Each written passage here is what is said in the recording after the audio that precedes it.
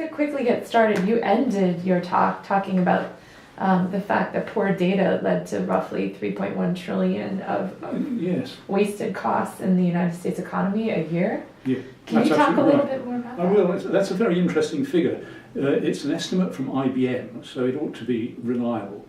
But I think it's interesting because it raises the question itself, is that accurate data? Because economists will tell you that the GDP of the US is about $18 trillion a year. So this seems a huge proportion of that, which raises the question, can it be right? Or is it in fact an exaggeration? Because with those sorts of things, people always have a tendency to exaggerate. If they said something small, nobody would be interested.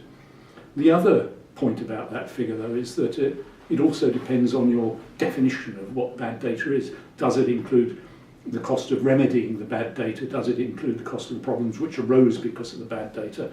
The cost of having to go out and collect the data again to make it good? So there are all sorts of subtleties associated with that, and I think that illustrates, if you like, the problem and the risks and dangers of data per se.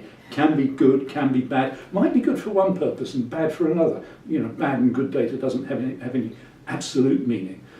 So I think, and especially in our domain, because the sorts of predictions that we're making when we're trying to predict the capital markets, the financial markets, are so delicate. 1% predictive advantage can translate into a lot of money. Slight problems with the data could wipe out that 1% or could make a huge difference. So it's absolutely critical in our domain.